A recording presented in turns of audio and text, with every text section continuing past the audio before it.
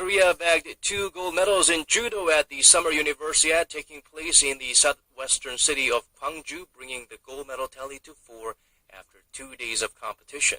Kim Sung-yeon struck gold first in the women's under 70 kilogram event, beating Kazuki Osanai of Japan. Korea had finalists in all 4 weight classes for women, including Park Ji-yoon, who settled for silver in the under 63 kilogram. The second judo gold came from Kwak Dong-han, who beat Russia's Kazan Kalmuzayev in the men's under 90 kilogram event with a spectacular shoulder throw, avenging compatriot Wang Gi-chun's loss to Kazan's brother Kasan in the under 81 kilogram.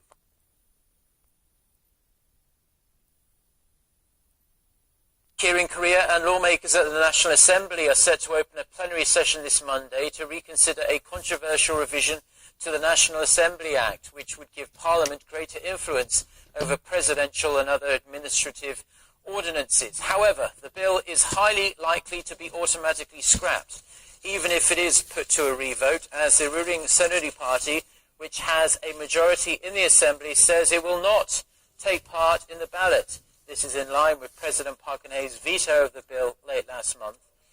The main opposition New Politics Alliance for Democracy is strongly criticizing the ruling party and urging them to take part in the reconsideration process. That said, the NPAD has promised to work with the ruling party in addressing other pending issues during the session, regardless of the outcome of the revote. Following months of negotiations, Korea and Japan have reached an agreement on Tokyo's bid to list some of its wartime industrial facilities as UNESCO World Heritage Sites. Tokyo will have some obligations to meet, and officials in Seoul are hopeful this development could lead to an improvement in Korea-Japan relations. Hwang Sang-hee reports. The World Heritage Committee listed Tokyo's wartime industrial facilities as UNESCO sites at its 39th session in Bonn, Germany on Sunday. The listing, which follows months of negotiations between Korea and Japan, comes with a set of preconditions. Japan said it will take steps to make it known that a large number of Koreans and others were forced to work under harsh conditions in the 1940s, and to ensure the victims are remembered, such as by establishing information centers at each site. Korean Foreign Minister Yoon Byung-se welcomed the outcome. First, we maintained our principle and position that the historical truth must be reflected. Second, we avoided confrontation with Japan during the process and resolved the matter through dialogue.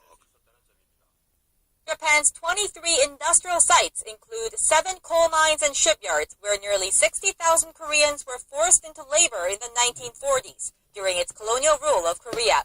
Tokyo had initially marked them as being operational from 1850 to 1910. Japan is expected to follow up on its plans by submitting a progress report to the World Heritage Center by December 2017, which will be reviewed at the 42nd session of the World Heritage Committee in 2018.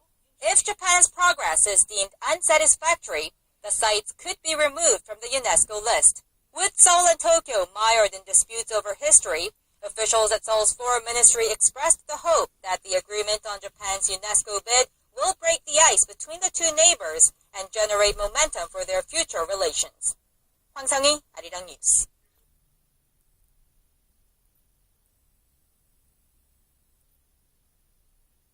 Massive news out of Europe that could have ripple effects around the world. All signs from Greece's bailout referendum point to Greeks saying no to the austerity terms set by the country's international creditors. With over 80% of ballot papers counted, the no vote currently is significantly ahead at 61% compared with 39% for the yes campaign. Now, despite warnings from European officials that a no vote could risk Greece's membership in the Eurozone, celebrations have already started in Athens with flags flying and crowds cheering the news that Greeks have likely chosen to reject austerity. Greek Prime Minister Alexis Tsipras says the apparent result is a victory for democracy. Now, German Chancellor Angela Merkel is flying to Paris on Monday for emergency talks with French President François Hollande about the result. Greek officials say regardless of the final outcome, they will resume talks with their creditors this week.